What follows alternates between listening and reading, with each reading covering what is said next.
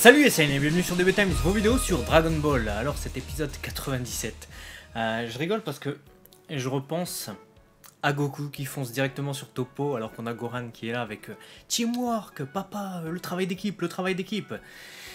Le travail d'équipe, on a vu qu'il a été vite mis en péril avec les participants de l'univers 7, avec notamment Goku donc.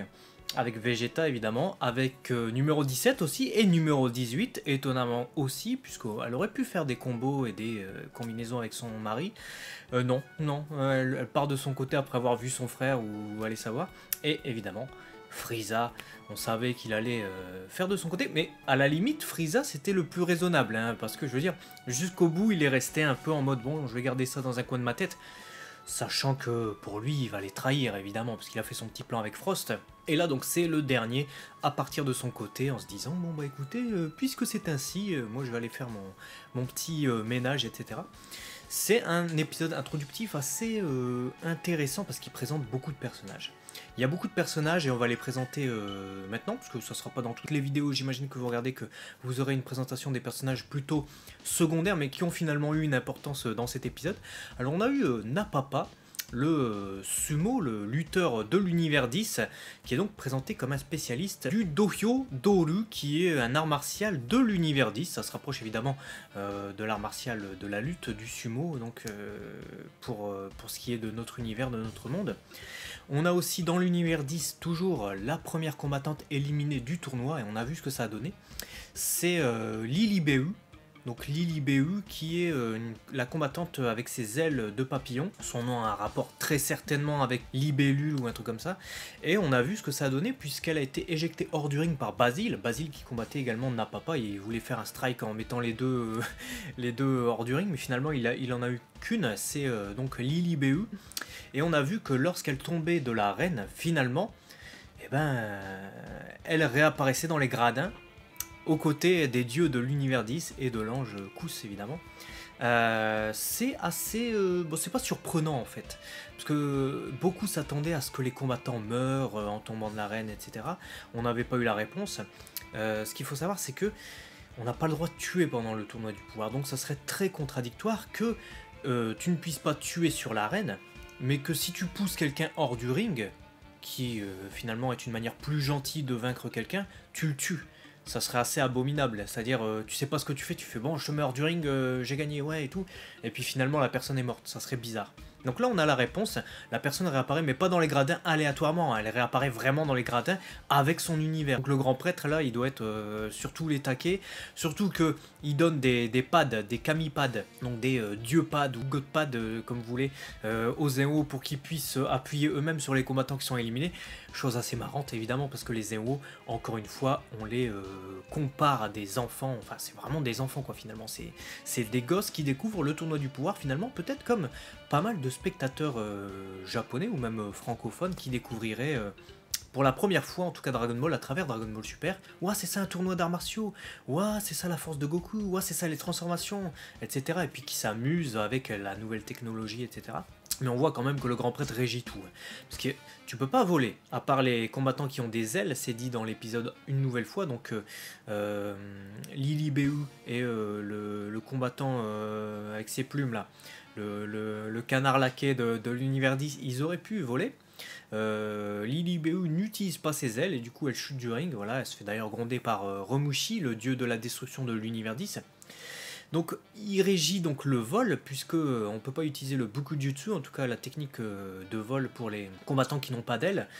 Il régit également le temps, puisqu'on a vu qu'il y a un poteau central qui descend au bout de 100 tacs, donc 48 heures en heure terrienne on va dire. Il sera totalement descendu, donc c'est ce qu'on voit peut-être un peu dans l'opening aussi, hein. Goku qui se fight contre Jiren, etc. On voit pas le poteau central, donc il régit aussi ça. Il régit également la gravité, puisqu'on a appris dans l'épisode précédent que chaque combattant subissait la gravité de sa propre planète d'origine, ce qui est assez intéressant d'ailleurs, puisque Goku et Vegeta sont originaires de la planète Vegeta par exemple. Bref, pas mal de choses, et dans cet épisode on a pas mal de choses aussi, puisqu'on a d'autres combattants, on a découvert aussi Cocotte. Elle s'appelle Cocotte, c'est une combattante anecdotique, son nom n'est pas mentionné en tout cas dans dans l'épisode, mais on le voit dans les crédits à la fin, c'est la combattante des Pride Troopers qui affronte numéro 18. Numéro 18 qui est parti de son côté, qui affronte des Pride Troopers, enfin en tout cas Cocotte, qui fait référence certainement à la Cocotte Minute, hein, puisque la plupart des Pride Troopers ont vraisemblablement des noms qui se réfèrent à des éléments de la cuisine. Topo, c'est poteau, donc ça serait un pot. Jilen, ça serait Lenji, donc rangement quoi. On aurait Dispo qui serait Garbage Disposer, donc un broyeur qui se trouve évidemment sous l'évier. On aurait Casserole qui serait casserole, etc. C'est pour ça que c'est écrit avec un C et puis ça s'écrit pas avec un K, sinon ça serait bizarre. Ensuite, on a Labanla, c'est le combattant, moi qui m'intéresse beaucoup, parce que c'est le combattant assez énigmatique de l'univers 2. Celui qui ressemble un peu à un croisement entre la race de Frieza et puis autre chose, avec sa peau orange. C'est celui qui tombe face à Jilen, et quand il voit Jilen, il panique. Il se dit, ce mec là je peux pas l'atteindre, et il se taille tout de suite, il déguerpit. Et après ça, on a d'ailleurs une scène, enfin je sais plus si c'est après ou quoi, mais on a Goku à un moment donné qui fight contre Ganos qui lui barre le chemin, alors qu'il voulait se ruer contre Toppo, et finalement il revoit Toppo, il fait ah Toppo et tout, il veut se fighter contre Toppo, et là il y a Mulichim qui arrive, qui pousse Toppo, Mulichim de l'univers 10, et Goku voit Jilen. Il voit Jilen, il reste comme ça à le regarder, il fait ah c'est ça ce Jilen, etc. Et après, il tombe dans le piège de l'univers 4 qui avait été tendu donc par Kitela, le dieu de la destruction qui en veut à Beerus, hein, qui met toujours des bâtons dans les roues du chat, on va dire, parce que c'est une souris. Et c'est Nink, le dernier combattant qu'on découvre. Nink, qui est un combattant assez bizarre. Et là, je m'attendais, franchement, quand il a agrippé Goku comme ça, je m'attendais franchement à ce qu'il fasse sortir un autre combattant. Vous savez, les deux combattants dont Tenshin Han a ressenti les présences, mais qu'on n'a pas encore vu, ceux de l'univers 4, on nous dit qu'apparemment il serait 8, mais 8, tu peux pas participer normalement au tournoi. Et je m'attendais à ce qu'il y ait des combattants qui sortent du corps de Nink ou de ses narines ou je sais pas quoi, et finalement non. Son plan c'était simplement de mettre Goku hors du ring en l'agrippant comme ça, un peu comme ça elle avait agrippé Gohan, Bojack l'avait fait également, Goku avait subi ça aussi. Avec Toppo et tout ça. Goku tombe encore une nouvelle fois dans le même piège. On voit qu'il avait totalement relâché sa défense. On voit qu'il regarde Jiren comme ça. Et puis Nink, il arrive, il arrive du côté du cadre, il l'agrippe, fait bon salut, on s'en va. Et Goku est obligé de se transformer en Super Saiyan Blue pour éjecter Nink hors de l'arène, puisque Nink allait se jeter avec lui. Donc il allait l'emmener avec lui, comme on avait dit, et comme c'était dit justement par Goku dans le teaser. Et Goku est obligé de se transformer, il voulait pas au début, il le dit à Whis, hein, et à Beerus qui lui dit bah pourquoi tu t'es pas transformé plus tôt? Bah parce qu'il voulait économiser ses forces, on sait que le Blue consomme énormément d'énergie, à moins qu'il l'ait maîtrisé comme dans le manga, mais là c'est pas le cas, et du coup il voulait pas se transformer, il aurait pu se transformer je sais pas en Super Saiyan, en Super Saiyan 2, 3, peut-être que ces deux transformations là auraient pris plus de temps, je sais pas, mais au moins Super Saiyan pour essayer d'éjecter Nink et gagner en puissance, parce que Super Saiyan est censé être 50 fois plus puissant que la forme de base. Hein. Ouais, je sais pas. Franchement, encore le Blue. Bon, après, j'ai envie de dire peut-être que c'est là justement pour nous montrer que Jiren observait et qu'il a vu la forme et qu'on verra plus tard dans les épisodes, je sais pas. En tout cas, c'était un épisode fort réjouissant où Vegeta pendant 10 minutes se tape contre le même gars qui est Usopp, comme il est mentionné dans le sous-titrage des textes japonais, qui n'a pas de voix pour l'instant. C'est le mec qui ressemble à Gueule d'Argile et à Groot de l'univers 9. Et donc ce mec-là interviendra certainement dans le prochain épisode. On verra un combat entre lui et Vegeta. Son nom vient de la fleur, vraisemblablement. Je suis assez content parce que je l'ai trouvé tout seul en tapant Hisopu, donc son nom japonais. Et apparemment ça s'orthographierait de cette manière, puisque ce serait le nom, ça viendrait du nom anglais de la fleur. C'est pour ça qu'il est violet très certainement. Voilà. Donc il y en a beaucoup qui gueulent par rapport au fait qu'on n'a pas vu certains personnages combattre. Vegeta, excusez-moi, on l'a vu combattre quand même. On le verra dans d'autres épisodes. Hein. Dragon Ball Super, c'est pas qu'un seul épisode, hein, c'est toute une série. Donc il faut laisser le temps aux choses de se mettre en place. Caulifla qu'on n'a pas vu combattre. Kel, KB on l'a vu se faire éjecter par Nali Lama. Nali Lama d'ailleurs qui a fait le combattant de l'univers 3, là, je vais pas dire robot, mais en tout cas le guerrier modifié qui justement était programmé pour la survie et qui fait sa technique de toupie pour éjecter tous les autres combattants. Il y arrive plutôt bien et d'ailleurs Hélès était en panique en voyant ses guerrières, même pas encore transformées, se faire éjecter. Et on a Hit qui fait un nice hit comme dit Champa justement au moment où avec ses jambes il bloque la main de Nali Lama et il parvient à faire échouer son stratagème.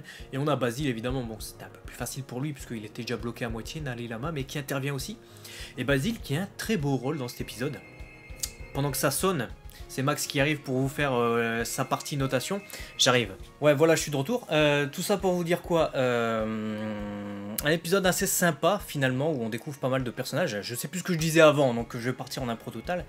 Et puis en fin d'épisode, on a finalement plusieurs guerriers, donc 5 guerriers qui entourent Goku, évidemment des guerriers de l'univers 9 qui en veulent à Goku. On connaît un peu les tensions qu'il y a entre l'univers 9, en tout cas Sidra et puis Beerus, etc. Par rapport au match d'exhibition évidemment qu'on a eu avant. Et là, on a 5 participants qui entourent Goku, mais il n'a pas l'air inquiet du tout. Il sourit, comme vous avez pu le voir.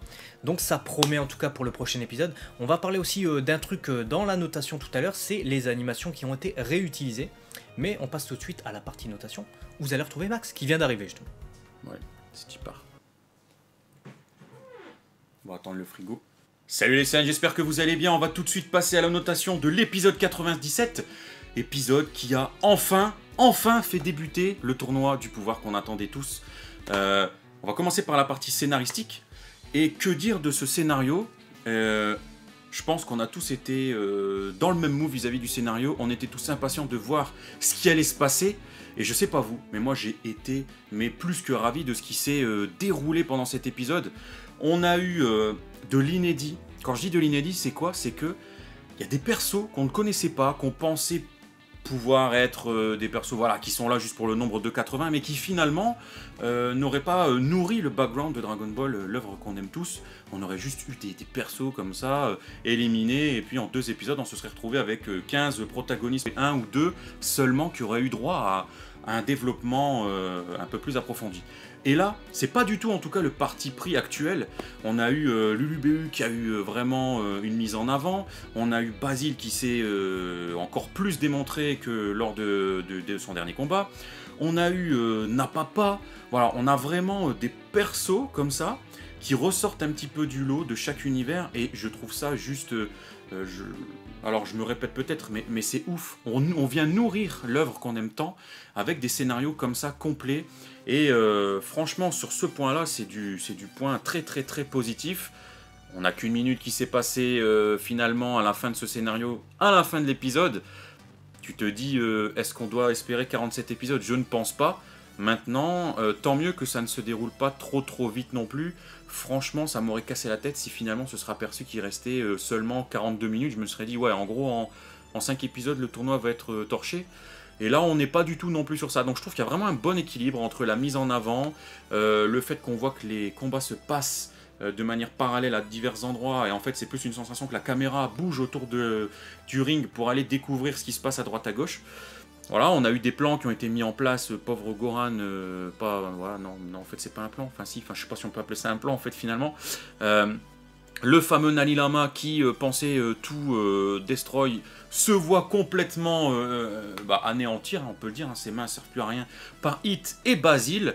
Donc on a vraiment des points d'action comme ça qui est parsemé dans l'épisode. De toute façon, Léo l'a bien développé dans la première partie, donc je ne vais pas répéter tout ce qui s'est passé réellement dans le scénario, mais c'était important pour moi de mettre l'accent sur ces petits plus que le scénario nous a apporté dans cet épisode-là, la mentalité aussi des équipes.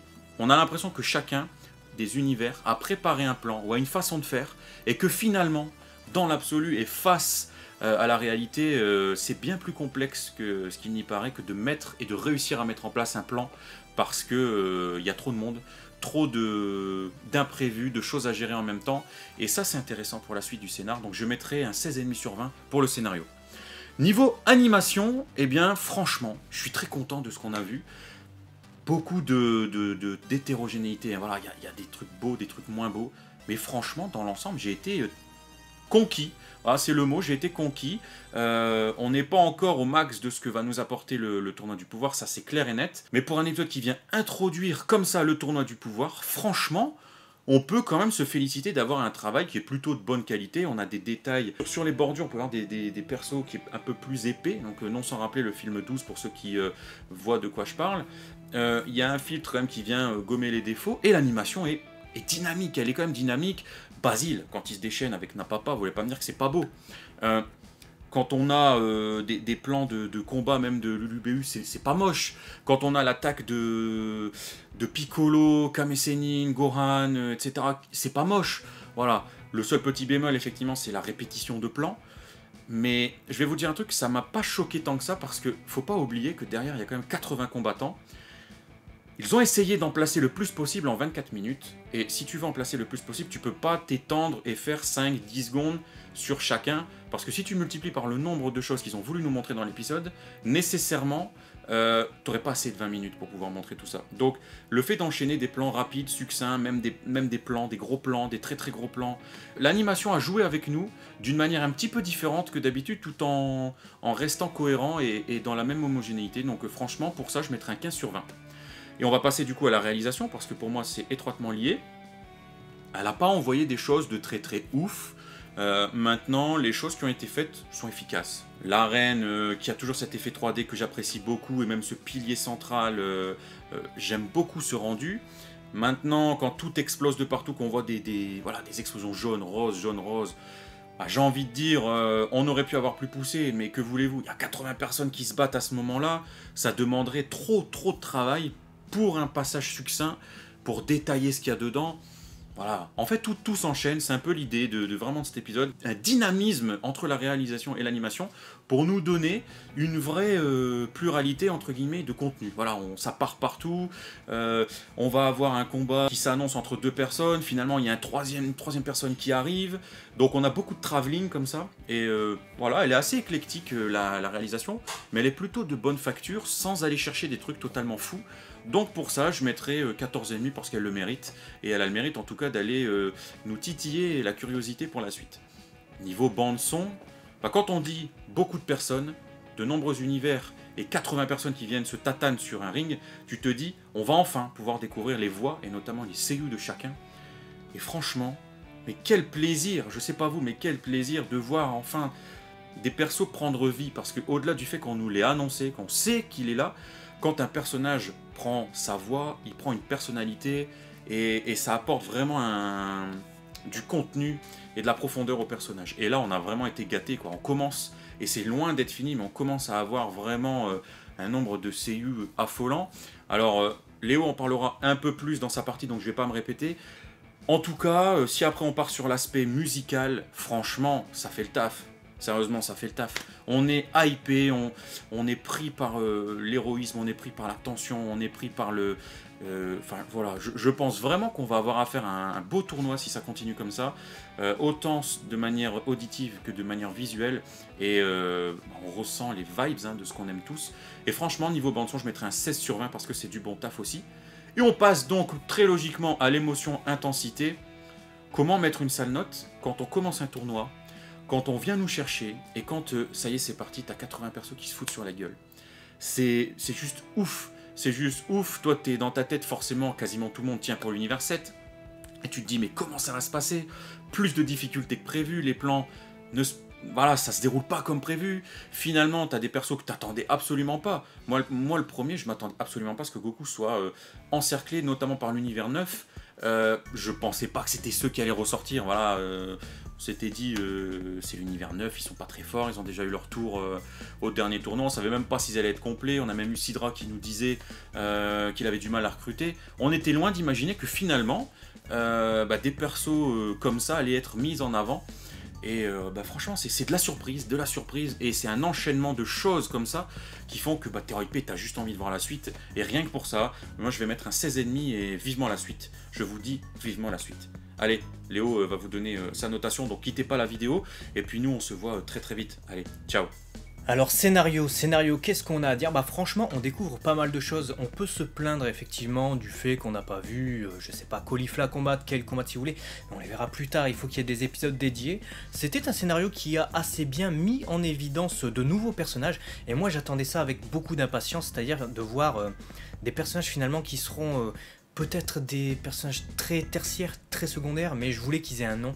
J'étais très content d'avoir des personnages développés pour l'univers 10, pour l'univers 9 également, où on voit même Basile qui est bien mis en évidence alors qu'on le connaissait déjà, mais qui est quand même cette fois un peu considéré comme un guerrier important, comme une valeur sûre en tout cas de l'univers 9. On découvre les noms des personnages aussi, et ça c'est pour moi important parce que ça serait bizarre d'avoir un univers où on nous présente un tournoi du pouvoir avec tous les meilleurs guerriers des autres univers qui participent, et on sait quand même qu'il y a beaucoup de participants, et que finalement ce soit juste des silhouettes dans le fond et qui servent strictement à rien. Pour moi ça serait assez inutile. Autant ne pas faire le tournoi du pouvoir, autant ne pas réunir ces guerriers. Là je suis content de voir des guerriers développés, même si on passe 2 minutes sur Lily BU et Basile, sur Napapa, etc. Je suis content. Niveau scénario Goku, on retrouve le Goku qui veut foncer sur Toppo, qui veut se castagne. J'ai adoré le fait que le plan échoue et que finalement y ait Goran et toute la clique qui arrivent quand même à combattre et qui font leur technique spéciale, bon à part Goran qui n'a pas utilisé le Masenko mais juste des Kikora. J'ai trouvé ça plutôt bien mis en place. Bon, Goku évidemment qui tombe dans un piège une nouvelle fois assez stupide, mais bon c'est du Goku, il était vraiment omnibulé par Jiren à ce moment là. J'ai bien aimé l'épisode, ça explique les règles, on voit qu'ils atterrissent sur le banc, etc.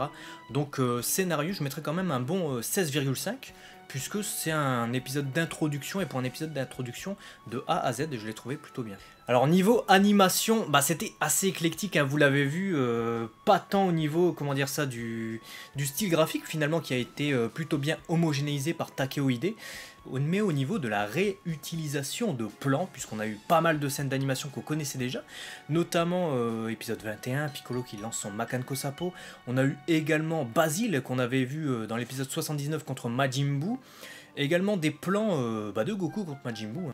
Et là c'était un épisode qui était animé par Yukihiro Kitano, à la supervision de l'animation, et par Hirotaka Nii, sachant que Yukihiro Kitano, on l'a quasiment pas vu sur l'épisode, et ça je suis assez content parce que c'est le pire animateur vraiment sur la série.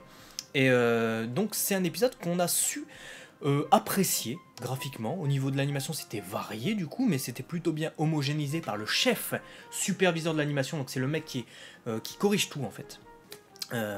Qui corrige tout, alors qu'on a deux animateurs qui sont les superviseurs, c'est eux qui apportent leur style normalement.